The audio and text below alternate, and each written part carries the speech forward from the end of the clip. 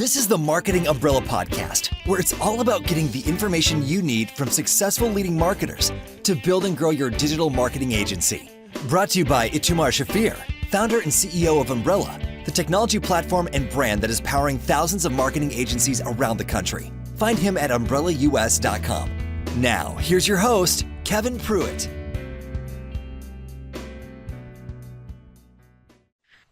This is the Marketing Umbrella Podcast. My name is Kevin Pruitt. It's my honor to host this podcast. And our guest, after spending time at some of the most complex organizations and companies in the world, White House, Apple, and Lyft, he realized he was spending more time coordinating work than actually doing it. Taking inspiration from how developers worked at GitHub and designers worked at Figma, he founded Almanac to build a tool to help teams collaborate in documents with structure and transparency. In 2023, he launched his second product, Blaze, the #1 marketing AI tool for teams of one to create better content in half the time. He holds systems engineering and economics degrees from Duke University and MBA with the highest honors from Harvard. Obviously, a classic underachiever. Please join me in welcoming Adam Nathan to the Marketing Umbrella Podcast. Adam, thanks again for joining us. Thanks for having me, Kevin. So, we talk every time that these bios are pretty short, and it's almost like you're reading like a resume, but kind of round it out a little bit. Give us a fuller picture so our audience can really understand who Adam Nathan is. Yeah, I totally agree with that sentiment. Well, I'm from New York City, born and raised. I come from a family of entrepreneurs. My grandfather ran an insurance company. My brother also runs a startup in the cookware, homeware space. And my parents have always run a small business together ever since my brother and I were kids. And so we grew up watching my parents successfully expand and grow their business, largely in the offline real world of brick and mortar stores. But as I got older and started getting into tech and saw how important the internet was becoming to helping companies grow and succeed, whole new markets being built around things like social media and mobile phones and Google. My parents also really struggled to make that jump. And whenever we would have family dinners, my brother and I would chastise our parents about not having a website. They still don't have a website, or not emailing their customers, or not doing content on social media like Instagram and Facebook where their users are. And we would always say things like, it's so easy to do. Like, we'll just get it set up for you. It'll take 5 minutes. And they would look at us with deer in the headlights. And I think over time, I realized that it's actually not that easy to figure out how to use the internet to grow your business, especially for lots of folks out there that don't have the skills of a professional marketer. And most small business owners, entrepreneurs, freelancers, agency owners, creatives, they're very good at many things, like my parents, but they're not marketers by trade. And so they know that they have to do great marketing to grow, but they don't know how to do great marketing, nor do they have the time to do it. They're wearing 10 hats, doing everything from paying the bills to serving customers to coming up with new ideas. They don't have time to create content for social media or write blog posts for SEO day in and out, week in and out. And so I saw an opportunity when AI came along to help folks like my parents grow from the internet. And what we do at Blaze is basically help build a virtual marketing team for you. So Blaze generates text, image, and videos. So things like newsletters, social media content, ads, blog posts, websites. And we do it across the life cycle. So we help you brainstorm ideas. We generate high quality posts and content for you. You can edit it inside a document editor and Visual Studio. Blaze also posts it and analyzes it for you so that we can basically learn what the best content is for your business and then generate more like it. And so Blaze really has helped our customers grow in really amazing ways by building this virtuous cycle of content creation that takes our customers just minutes to set up so that they can spend the rest of their days doing stuff that really matters. So many times that we talk to founders like yourself, and it seems like that so often the tool itself or the SaaS was built because you had a personal need yourself. Would that be the case here as well?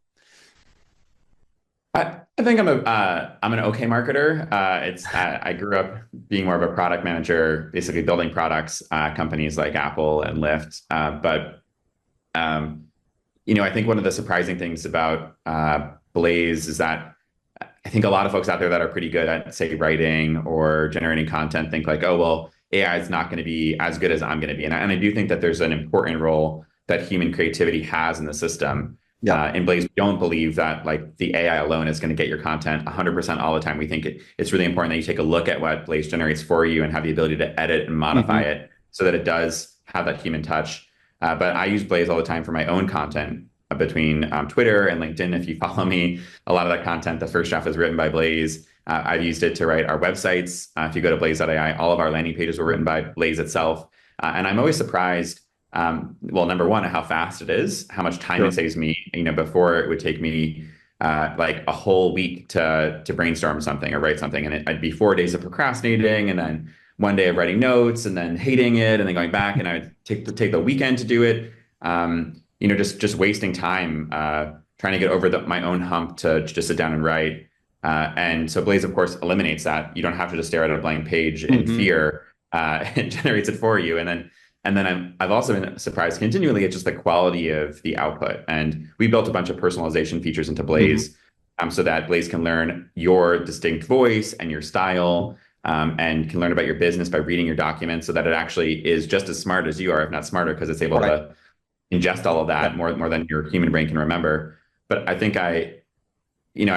I think a lot of folks out there are like, oh, well, I'm better than the AI, or maybe that's what I felt myself. But the surprising answer even for me is that I'm not. Despite all of my training and my education and my experience, it's amazing how helpful I find a tool like Blaze is for me. And I hear that all the time from our customers. I talk to 2 to 3 customers every day. We serve hundreds of thousands of people every day, and especially folks that aren't technical by nature or aren't professional marketers, the value added is 10 times more than for somebody who spends their day doing marketing. I love the point you made about the fact that if you're creating this on your own, I spend 4 days procrastinating because I've got writer's block, or I'm like, I really can't just focus and sit down and actually produce this. But I am in complete agreement. I think as AI grows, and matures, I think that it gets better and better all the time. I mean, it has a lot more content to draw from, and I think the key is, like the way you've designed this, is it's not just creating generic content, it's creating content that's on brand, it's creating content that's on voice. And that even makes the editing process that much easier, on the back end, before it goes live. So have you seen, I mean, in Blaze's short life, have you seen just an improvement in the tool itself over, from launch to where it is to present day?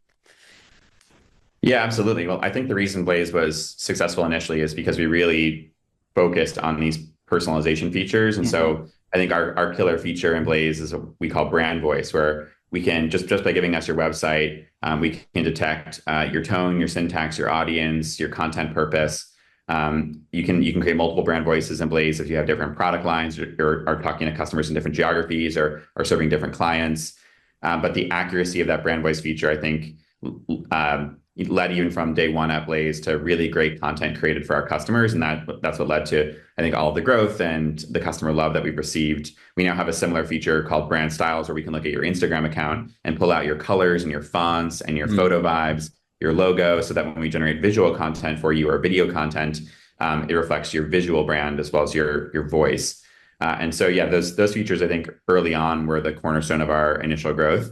But it's cool to see, I think, how we've been able to deepen in this feature area over time. So to give you one example, we used to just ask for your website or ask for your Instagram profile, but we wouldn't necessarily we would scan it once, we wouldn't update it over time. So it would be an analysis of what you did before this day, but anything you did after that wouldn't be incorporated.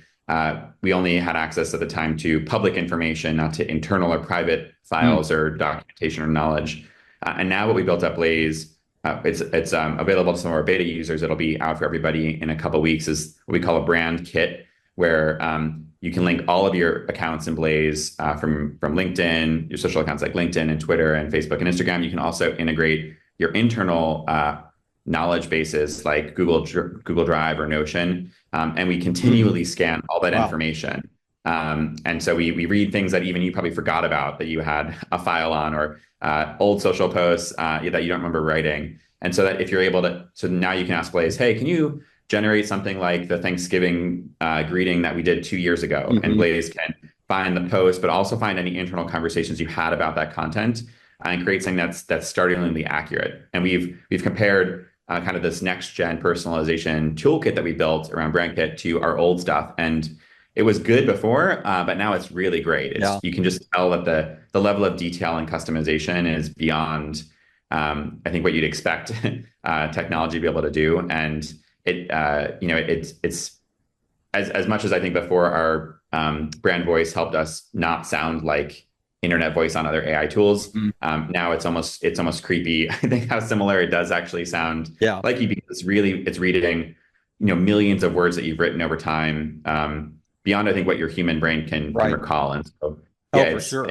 It's hard to know what will happen even next year, but already the advances are pretty crazy to see. So, I mean, is it going to get to the point where, your wife walks in and you go, "Hi, honey," and it says, "Hi, honey," at the same time? And, it's kind of had this echo voice going on. I had a customer tell me recently that she used Blaze to write emails to her husband and sent them, and her husband didn't realize that it was Blaze writing them, not her. And so, I think we're already at a point where, people can't detect what is initially drafted by AI or what's drafted by a human. I refrain from making prognostications about like general intelligence and what that's going to look like. Sure. We're really focused on, I think the mark of a great product is that even if you remove the word AI from it, it still sounds like it has value to its customers. And small businesses have never had a tool that have helped them level the playing field against bigger competitors when it comes to marketing. They've always been underserved and ignored, I think, by everybody, by the government, by banks, by software companies. And so the fact that we're able to help small businesses finally grow to their full potential by helping really small teams generate more work than they ever could before. I mean, that's where I'm focused. And I think even if the technology were to stop advancing today, there's so much good we can do for the hundreds of millions of small businesses and solopreneurs and creatives that exist around the world. So that's really cool to just think about that. Yeah, there's so many more millionaires that we can create in the world through the product that we already are building. And I think a lot of people are scared about, oh, well, as you said, what if AI becomes sentient, or like what if it becomes a person and tries to kill us all? Yeah, that's not my field of expertise. But what we see happening is that AI isn't necessarily stealing jobs from people at small companies. It's companies that know how to use AI that are stealing market share and customers and revenue from other small businesses that aren't taking advantage of this trend. And so just like anything, it's a new technology, and the folks that I think jump on it and try to learn it and harness its power will end up growing faster and doing more and being more successful than folks that don't. You mentioned, even if it stopped today, even the technology improvement stopped it, or a progression stopped today, I don't know that that's even an option, because it's, the adage, the train's left the station. I mean, it is a constantly evolving platform. And the thing that really struck me as you were talking was the fact that I was trying to picture my own small business that says, you could analyze my website initially, and I mean it's probably poorly written copy anyway. But I think over time, just seeing some of the things that Blaze might produce would even improve my own current website copy. I would say, I need to change that. I need to add that in, or I need to incorporate that into. So it is cyclical, and kind of a constant, like the MVP cycle, that says it's iterating all the time. But who have you seen, I guess, that has responded? Is there any vertical specific that has responded really quickly to, adopting Blaze? Is there any space out there that you could say, yeah, this creator space, or this, particular industry or whatever really bought in early? It's pretty vertical for us. We're a horizontal platform that really distinguishes our customers by how big they are, and of course, there's many types of small businesses or teams of one. Right. On Blaze, we see a ton of marketing agencies using Blaze to serve 5 or 10 times the number of customers, because now they can use Blaze, create brand kits for each customer, generate a month's worth of content in Blaze in one click, have it automatically schedule and post for them. And so they're able with their human time to just serve way more people because the technology has automated a lot of the client servicing and execution. We see direct-to-consumer brands. These are some of the obvious, I think, answers. Like direct-to-consumer brands, Shopify store owners, for example, e-commerce, using Blaze to generate a ton of content to raise awareness on social media. We've seen startups, of course, use the tool, but I think some of the other examples that I like more that are more heartwarming are what we call brick and mortar or local services businesses, like the storefronts in small towns across America have used Blaze. We have a ton of customers, not just on the coast of the United States, but in the middle of the United States. Pennsylvania, Ohio, Michigan, Florida, Tennessee, Texas, Arizona, Montana, Colorado are some of our biggest states. We have manufacturing companies using Blaze, educators, nonprofits, financial advisors, real estate agents, life coaches, personal trainers. Basically, the kind of what I think of the backbone of America in terms of products and services that you and I probably buy every day. Those folks are really good at the thing that they do. My personal trainer is really good at helping me get strong, but he also has to find clients, and he doesn't have time to, while he's coaching folks, to create all the social media content he needs to generate a pipeline. And so tools like Blaze can help not just blue collar small businesses, but white collar small businesses, high earning educated professionals also do the marketing that they need as well. Have you seen like just individual creators utilize Blaze? I mean, I could see a real use case there as well. Just having to continually create content. This would be a way to really kind of look, shorten that creation cycle, and generate a lot of content.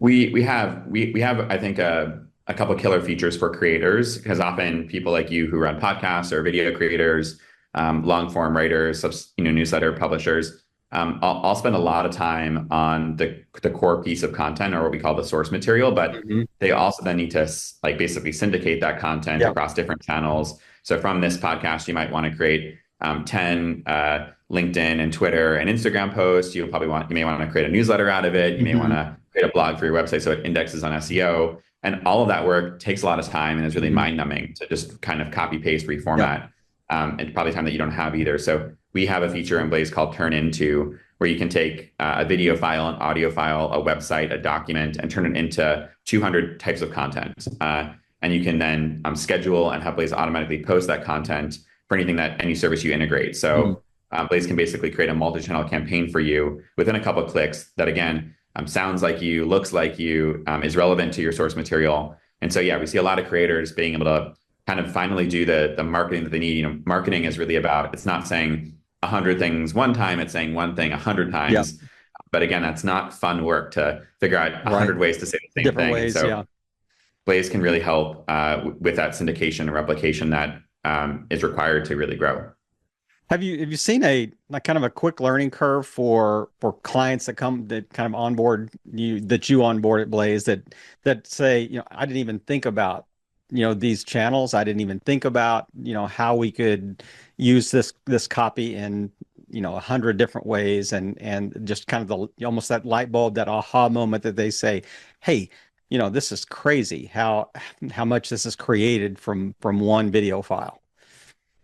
I think so. I'd say yes and no. On the yes side, we have some really cool power features in Blaze, like the ability to create a month's worth of content from a single prompt. So we have what we call planning tools for Instagram, Twitter, Facebook, blogs, many other sites where if you integrate with Blaze, we can generate, we often see 30 posts or a month's worth of posts, but you can hypothetically generate 60, 90, 180 posts.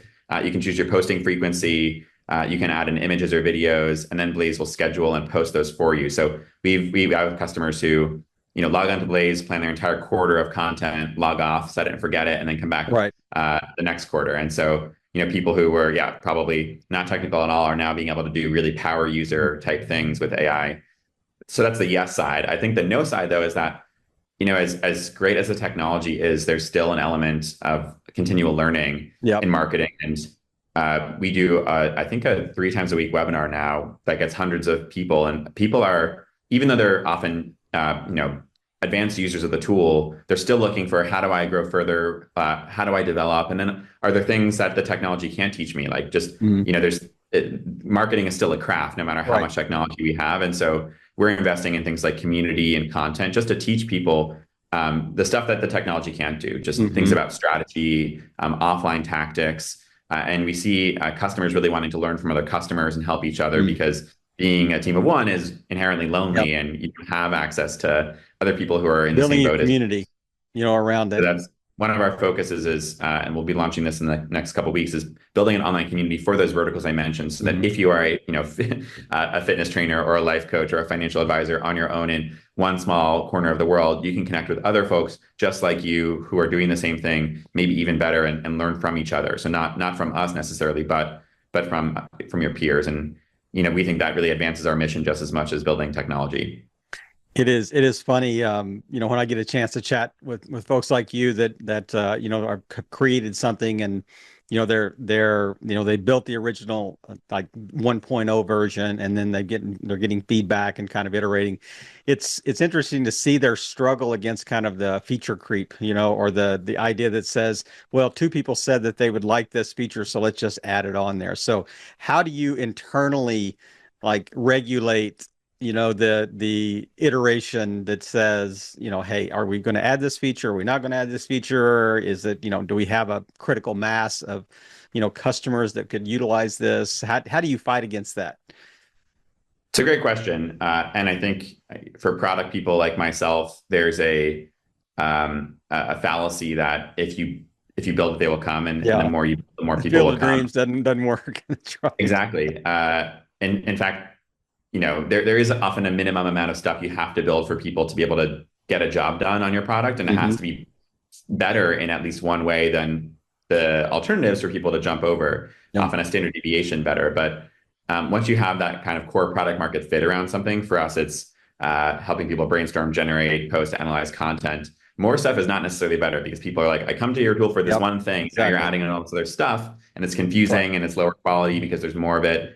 And so, yeah, there's, feature creep leads to complexity, Hmm. confusion, lower product quality, and Hmm. that can actually hurt your retention Hmm. and your growth. And so, yeah, I've seen this firsthand, of course, with our product, where when we add in stuff, even stuff that we think is important that lots of people have asked Hmm. for, it disrupts how people have learned to use the Hmm. product. It's not as good as the stuff we've been working on for years, and people get frustrated and leave. And the great thing about building a consumer company in our case, where we have hundreds of thousands of users, is that when we mess something up, you can see pretty quickly. Hmm. You know, there's a sobering stat we talk about on our team that when trial users churn in our product when they leave, they 60% of our users, 60% of our new users churn from the product within the first 17 minutes. And so we have about 17 minutes Wow. to save a user or lose them, and that's after all of the hard work and money we spent on marketing on the marketing side to bring them in the door. Um, and so, the great thing about that, the opportunity is that it forces us to focus on quality Hmm. maniacally, Hmm. and focus on simplicity, speed, ease of use, and also fun and feeling. Do you actually get something else from the product besides just the functional value?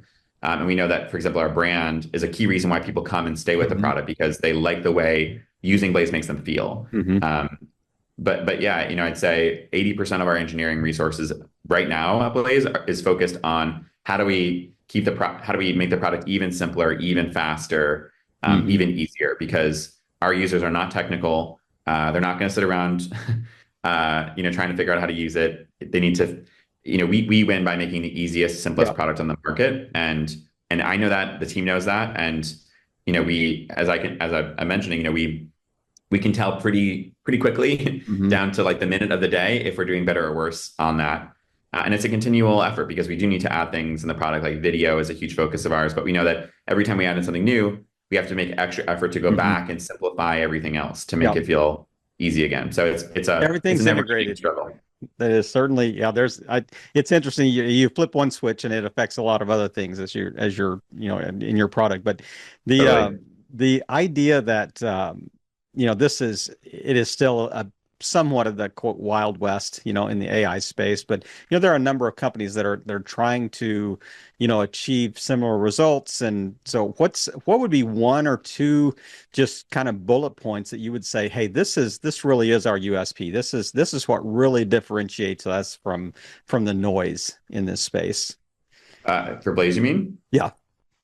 Well, I think we focus on teams of one. I think we're the only product really in the market that's focused on prosumer and SMBs who don't have kind of the time or skills to do great marketing, even though they need to. I think our product, is best in class when it comes to the personalization features that we were talking about. So the content looks and sounds like you, and I think it's a complete solution. So it does everything you need to do to really create a virtuous cycle of growth through your marketing. And the fact that it's grounded in a content management system, a document editor, a visual studio, move Blaze from beyond just being a better version of ChatGPT to something that's really a virtual marketer on your team.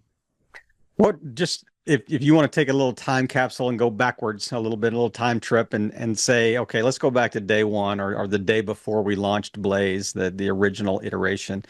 What is something that now that if you went back, you would say, we did that one and we really did that. We shouldn't have done that.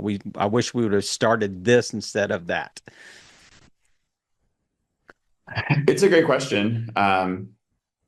You asked great questions along the way, so I think I might be repeating myself here, but I think at times when we focused more on new feature development than on core product quality, growth has suffered. And so it's not, I think we're growing very, very fast. I think on the margin, we focused on the right things more than the wrong things. But, Sure. I don't think there's nothing more important than quality when it comes to keeping your users happy. And it's a continual battle that you can never win. So it requires constant focus and diligence. And I think a lot of people regardless of the work you do or the role you're in, most people hate the parts of their job where the rubber meets the road. Yep. Salespeople, I think, often hate actually talking to customers. Marketers hate seeing their content on the wild. Product managers hate testing their products, like engineers. And it's because it's the moment when you could be wrong and therefore feel pain. And we all like to avoid feeling bad about ourselves. So we avoid that moment of truth and reckoning. But I think that often great salespeople great marketers lean into that moment because they know that if they can withstand the pain a little bit, build muscles against it, they're going to find the truth faster than other people, and they're going to learn from it, learn from those insights and get better.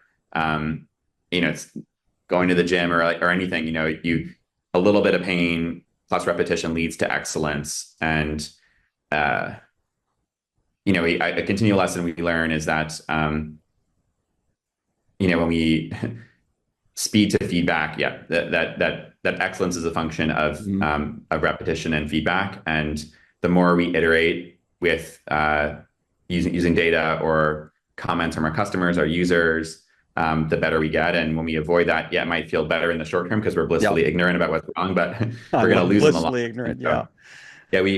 I think that's been, it's not a new lesson for me. I've been doing this my whole career, but I'm just continually surprised at how important that is. Just to if you don't know what the problem is, it doesn't mean there's no problem. It means there is a problem, and you just are letting it fester, and the fire is in a different room, and you just can't smell it yet. And so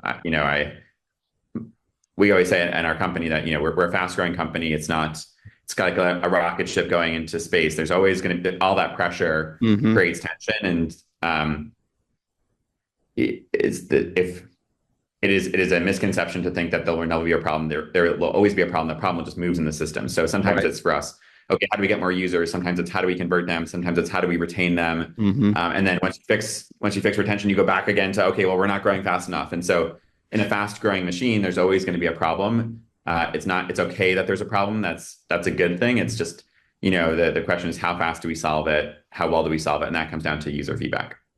The adage says that if you still feel pain, that means you're still alive, right? So you're still in the game. So you still have that chance. But if there is, it's easy as a lay person looking, from the outside in. I'm saying, oh, man, they built this great product, and it's like, he gets up in the morning and he just kind of watches like a stock ticker, watch the user base go up. But what would you describe a typical day for you in, as leading this company, or is there one? Yeah. No, what I love about it is that there's no single typical day, but yeah, I think what you're saying is it's absolutely true. I think there's starting a company or being a founder or CEO is gets too much positive attention in our culture. And of course, we rightly laud people like Elon Musk who have done great things, but I think Elon himself has said that most days are like eating glass, and I think no one should start a company just for the fame and glory, as most companies fail. And most companies fail after years of suffering and sucking at what they do. And so it's not fun all the way down. I think the reason to start a company is because there's nothing else you can do. The things that make me really good at my job here would make me totally insufferable inside a big corporation. And so this is the right career for me. And I think there's the best CEOs and founders often can do nothing else. And I think often pursue ideas that they can't stop thinking about. And, my work at Blaze is 24/7. I think about it before I go to sleep. It's the first thing I think about when I wake up. I think about it during the weekends. There's always a small part of my brain that's focusing on it because it is so intense and high pressure. When we were small, the fear was always like ignominy, we're going to die and nobody will even know that we ever existed. And as we've grown really big, there's a new fear of, oh man, there's a lot on the line now. We serve a lot of people, we have a lot of investors, and I don't want to let them down. I don't want to let my team down that's worked so hard on this. So I feel that personal responsibility more than anybody. But yeah, to answer your question, and on a good day for me, I wake up at 5:30 in the morning. I go to the gym at 6. I find working out in the morning is a great way to clear my head and get in the right zone for the day. I think about what are the priorities of the team. At our company, we have very few meetings. So we have 3 standing meetings a day, one for engineering, one for our growth team, and one for our design team. And in those meetings, the requirement is that everybody demos what they're doing. So they show the work, we critique it in person, talk about what will happen between today and tomorrow in those work streams on projects. And then there's a lot of time just to do IC work. IC means individual contributor. So everybody at the company does work. I do work. Like I write my own LinkedIn posts and Twitter posts. I QA a lot of work from engineers. Yeah, we don't have a quality assurance team at Blaze. Right. I am quality assurance as well as the rest of the team. We all test. That's your experiences in that area too. Yeah. Well, yeah, I'm not our user necessarily, and so it really, by putting myself in the shoes of our users, I can understand what the product experience is for them, not just what the designs look like or what I think it's going to be, but really what it feels like to use the product. And I also know that no one's as harsh on the product as I am. If I think it's good, then I think most other people will, because I spend the most time with it. So spend a lot of time in the day just really supporting the team, helping people do their work well. And yeah, there's always too much to do. So I start every week by defining what I think success looks like at the beginning of the week. And it's often, 2 or 3 things that I think, despite all the BS that might come up this week that feels urgent, I need to get these 2 or 3 really important things done. And I have a list for the company and I have a list for myself. And a good week for me is one where I can find the time to get those important things moving forward, even if, there's still a lot of other stuff happening in the background. I mean, what's the old adage that says, if you have more than 3 priorities, you don't have any? The idea that, hey, if I can knock off these 3, eat this frog 3 times, during the day, then you accomplish a good day. So there's just at a startup, there's a lot of fires burning all at once. There's a lot of stuff that feels broken, and certainly when the stuff that I'm dealing with are the most broken things, the things I'm not paying attention to are the things that are working. Yes. And so the only things I see are things that are messed up, and then within that group, I need to make decisions around, okay, what's the most important stuff that needs to move right now, and being able to accept that, it's okay if some of this other stuff remains a fire for a little bit longer. Yeah.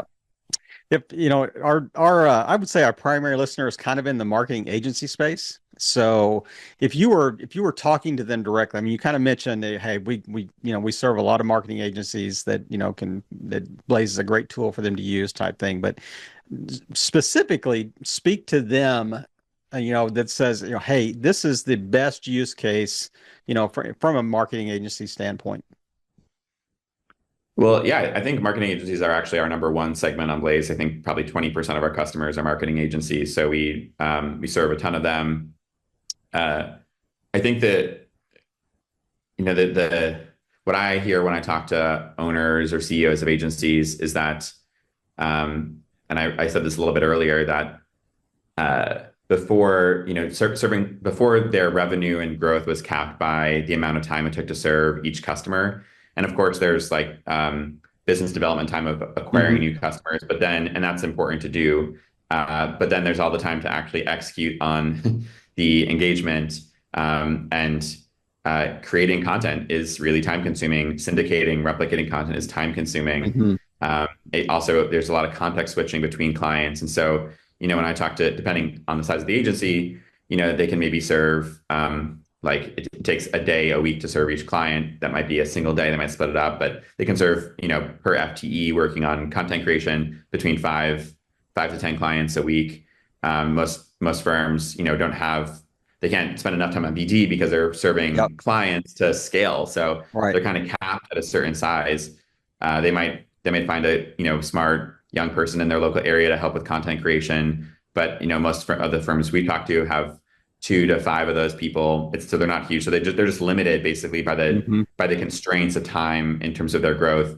And so what I've heard from a lot of agencies is that what Blaze has helped them do is shrink the amount of time. I mean, to a fraction of what it took before to serve an individual client.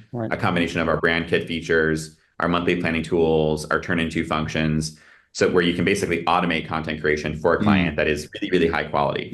And we also have collaboration tools inside our document editor and our Visual Studio where you can invite a client in to their project. They can see all the content on a calendar. They can click in, they can edit it. They can suggest changes. They can make comments. And so it's actually more collaborative in many ways than using a Google Doc or Canva to work with clients. And so quality goes up, time goes down, client satisfaction goes up.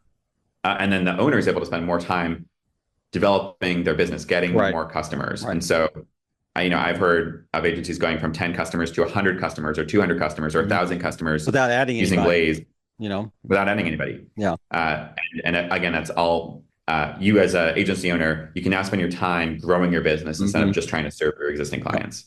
I like the idea too of the kind of the comprehensive cyclical, nature, for even your copy creator, they're the account manager or whatever, because they not only are they creating it, they are, commenting on it, they're reviewing it, they're editing it. They have time to do that now that they may not have had before. They spend all their time just, kind of the creation and scheduling side of things. But you'd mentioned earlier, hey, I don't want to prognosticate here, but I'm going to ask you the question anyway. So what do you see, what is Blaze going to look like in 18 months, 24 months?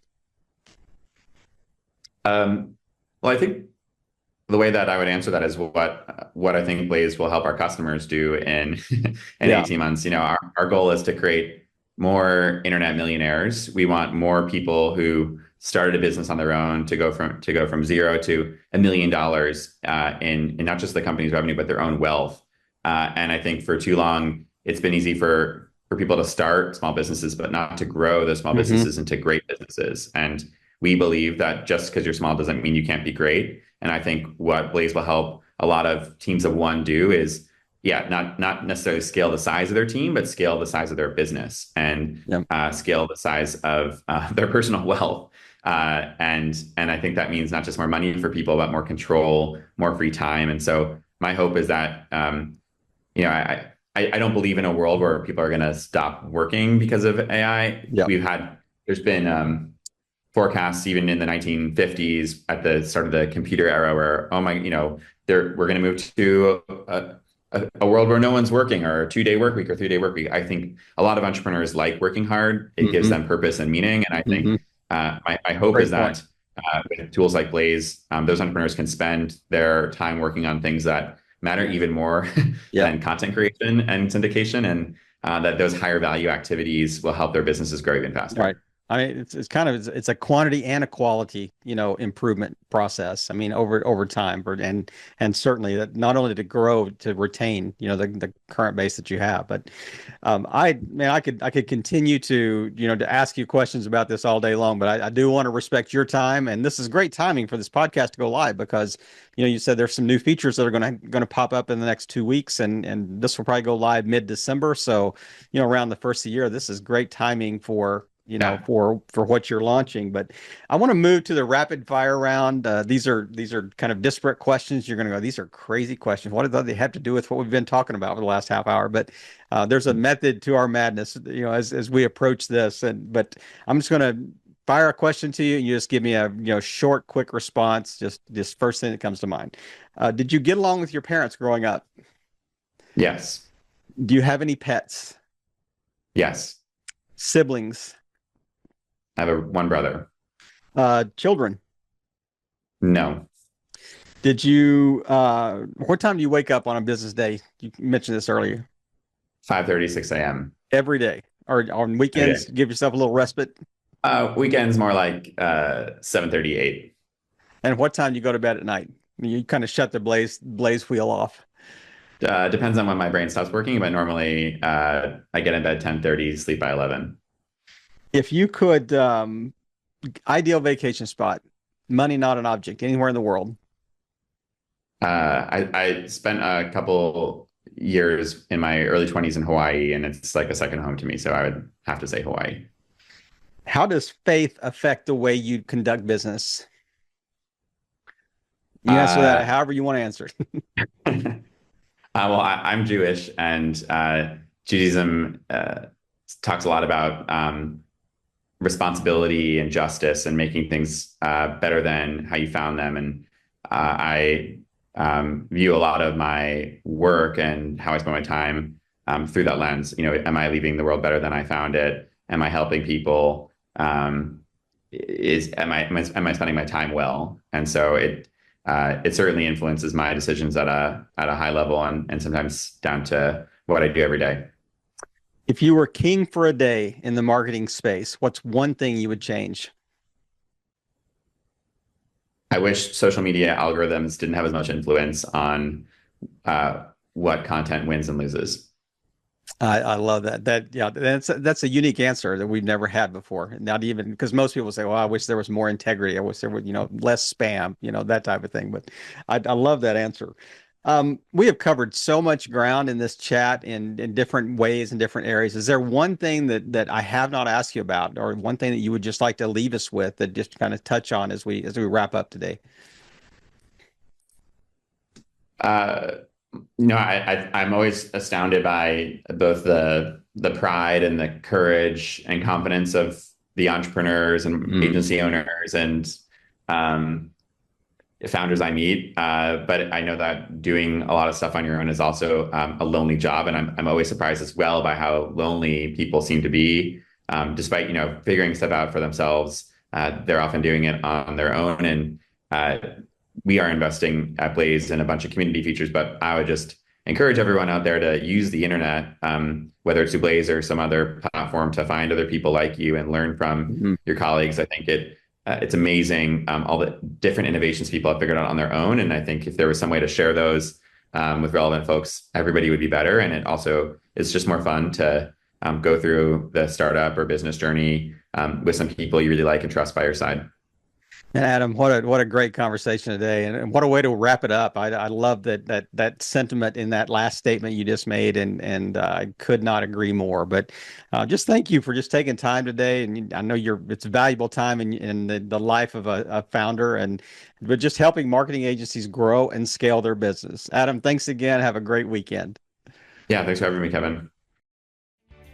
Thank you for tuning in to another great episode of the Marketing Umbrella Podcast, where we provide the information you need from successful leading marketers to build and grow your digital marketing agency. To learn more, go to umbrellaus.com.